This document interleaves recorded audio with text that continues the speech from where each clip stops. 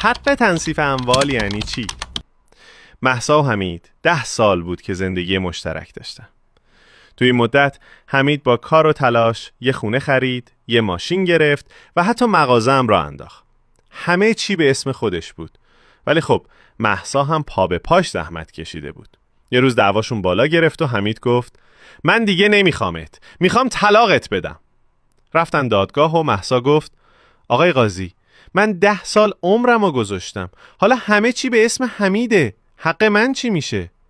قاضی پرونده رو نگاه کرد و گفت طبق قانون و شروط ضمن عقد نکاح که آقا قبول کرده، اگه مرد به درخواست خودش بخواد زن رو طلاق بده و زن هم تقصیری نداشته باشه، زن میتونه درخواست تنصیف اموال کنه.